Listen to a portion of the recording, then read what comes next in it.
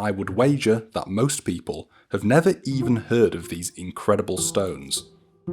They are the Devil's Arrows, among the most impressive and mysterious standing stones in all of Europe. They stand just outside the town of Boroughbridge in Yorkshire, northern England, which was one of the major trading towns of the area, between York and Edinburgh. The sheer height of the stones alone dwarfs the stones of both Stonehenge and Avebury, and with their slender profiles and weird fluted tops, they have no real parallel anywhere else in the British Isles. In fact, the only other standing stone in the British Isles to surpass them, the Rudston Monolith, sits only 70 miles to the east, and at some point I'll get round to making a video on that. Hello everybody, and welcome to Boroughbridge. Obviously, because there they are. So, to show you just how big these things are, I'm going to walk right up to it. On private land, remember, so don't do this at home.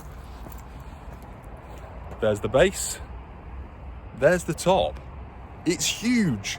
One of the most fascinating things about these stones that I don't think gets mentioned nearly enough is that they are dressed. And by that, I don't mean they've put their trousers on this morning. I mean they've been carved and smoothed, purposefully shaped to look like this, like big columns. And I think that's probably why some people mistakenly think these are Roman. However, they're not. They're prehistoric, and dressed stones like these, while extremely rare, have been found elsewhere. Just to name a few, Stonehenge, obviously, the big sarsen stones there, are dressed. The Rudston Monolith, and that's pretty much it. I mean, you'll have to write down in the comments if you can think of any others, but in terms of big stones that are shaped like this, we don't really get them here in the British Isles. Where we do get them, where they're this tall and they're smooth, is Brittany in France. And over there, the stones are known to date to the early Neolithic.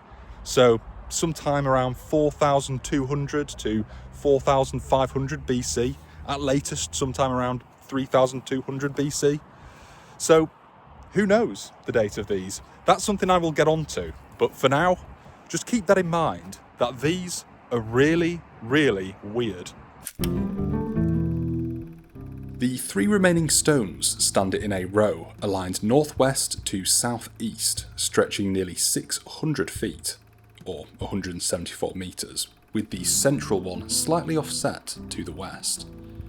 The southern stone is the tallest at 22.5 feet, the central 22.3, and the northern one the shortest at 16.5. But this is also the thickest stone, so remember chaps, length isn't everything. The earliest written account of the Devil's Arrows comes from 1531 by a bloke called John Leyland. A little ways west of Boroughbridge, on the Roman road of Watling Street, stand 4 large stones, roughly shaped by human hands. The first stone is curious and is about 20 feet high. 2 others, a similar shape, stand in the adjacent field. The 4th stone is larger still and taller than the rest. I take them to be a Roman trophy. Leyland's observation of the now missing 4th stone is interesting. He described it as both bigger and higher than any of the other 3, estimating its weight to be of 5 wagon loads or more, which is really just unhelpful, because those wagons could either be carrying feathers or lead weights.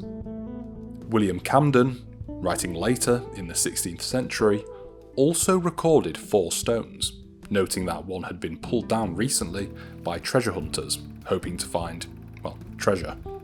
The lower portion of this now lost stone is widely believed to form part of Peg Bridge over the River Tut. Hardly seems worth destroying one of the wonders of the prehistoric world for, but there you go.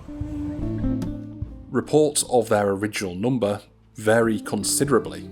Peter Frank, a potentially blind fisherman, claimed to have seen 7 in 1694, while the more credible William Stukeley recorded 5.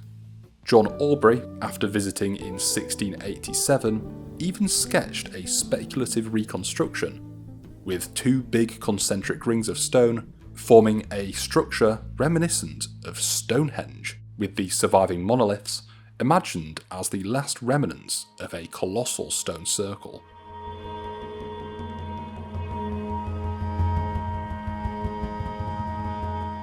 So, this story begins with a mystery, not only of these stones' age, but of their number.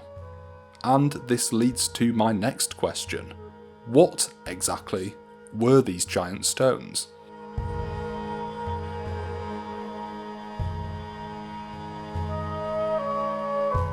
Unrecorded excavations in the 18th and 19th centuries apparently revealed that they are sunk only 4.6 to 5.9 feet into the ground, with their bases worked flat and packed with clay. In 1709, excavators inspected the central base and buried a lead box filled with coins as an early form of time capsule. This has since been lost, and to be honest, if you're going to bury a box full of coins somewhere and make it public exactly where it is, I don't really know what you'd expect.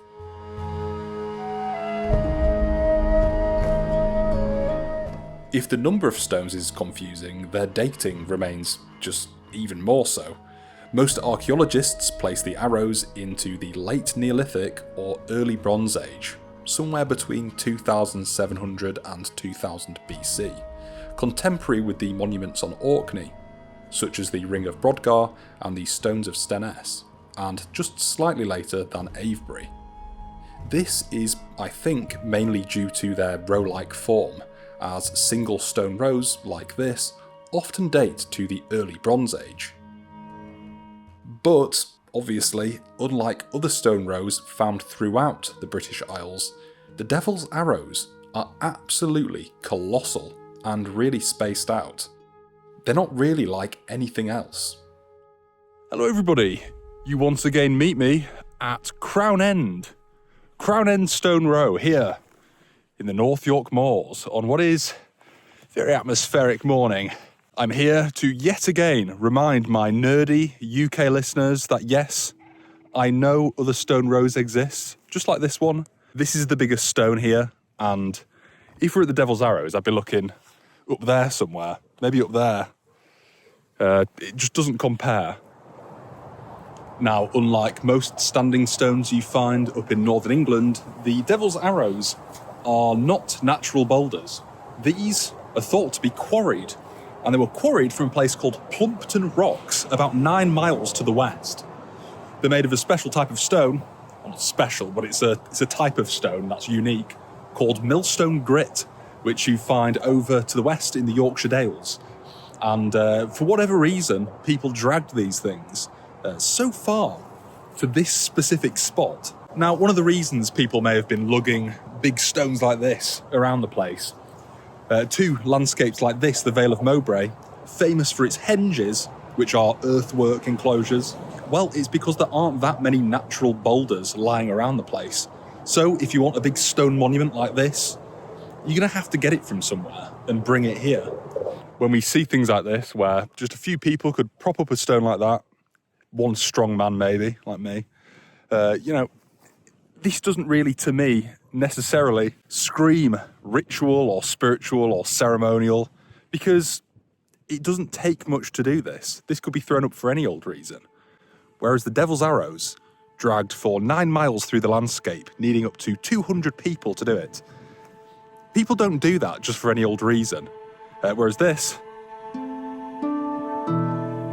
A 1997 gradiometer survey revealed Iron Age and Roman field systems around the stones, suggesting that they at least predate sometime around 700 BC, which it's not very helpful, but it at least lets us know that they're not Roman. However, crucially, no definitive Neolithic features have ever been directly tied to the Devil's Arrows. Theories of Roman origins may stem from the nearby Roman fort at Aldborough, which Leyland was probably referencing, which was originally one of the supposed capitals of the Brigantes tribe, If you want to learn about one of the true capitals of the Brigantes tribe, I made a video here. However, I think that their lowland setting beside the River Ure may be the most important thing here. The alignment points towards a natural ford in the river. Interestingly, this river crossing also sits beside a very recently discovered enclosure that is, well, absolutely massive. This has been dubbed the Langthorpe Enclosure because it sits just west of the village of Langthorpe. And although it remains undated so far, it does resemble a style of monument that is most famously found at Stonehenge, a type of monument called a superhenge.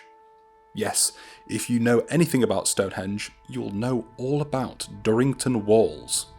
Well, this potential superhenge may have been up to 2 times larger than Durrington walls. That is, of course, if it is a superhenge at all. As I said earlier, this was once one of the Brigantian capitals, and this might actually be part of that earlier Iron Age settlement, so who knows? Hello everybody, and welcome to the outskirts of Boroughbridge. Now, this right here might not look like much, but believe it or not, that little dip there, high ground over there, dip running through here to those trees. Do you see it? That is the embankment and ditch of a superhenge, something equivalent to the more famous Durrington walls over by Stonehenge. Right here, next to sleepy old Boroughbridge.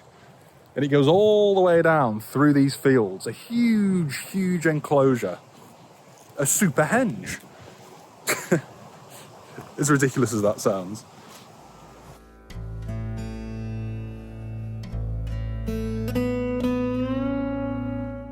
However, the northern stone has something that is almost certainly Neolithic. That has cup marks on it, which is a style of art that can be traced to, at earliest, the early Neolithic, and at latest, the early Bronze Age. So, this thing here is almost certainly Neolithic.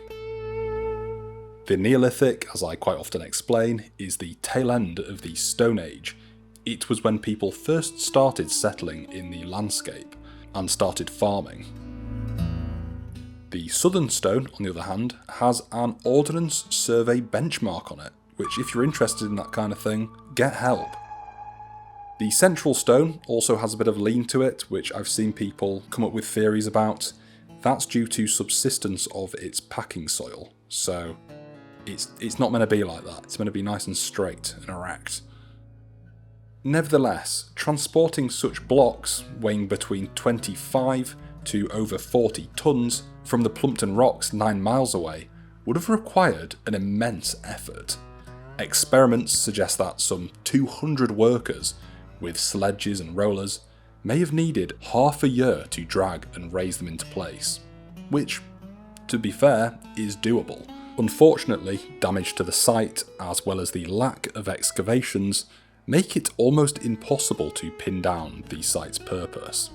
As mentioned previously, in the 16th century, up to 7 stones were recorded here, but no one knows how many had already vanished over the previous 5,000 years. The spread of nearby towns, the Romans, and God knows what, had already scrubbed the area of earthworks by the time the antiquarians arrived. These 3 surviving stones might just be the tip of a much bigger iceberg, or rockberg, but without context, we're still left guessing.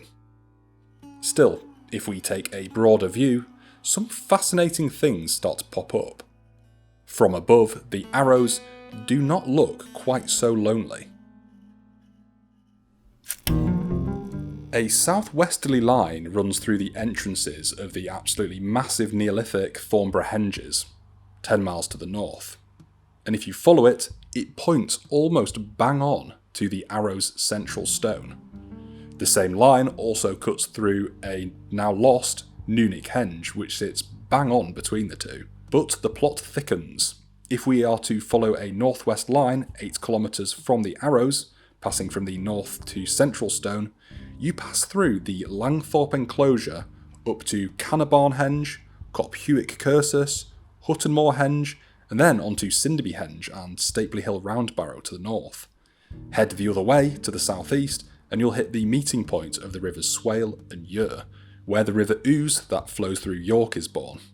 On top of all these just insane alignments, there were discovered a number of socket holes 3 miles to the north at RAF Dishforth Airfield, on the same alignment as the arrows.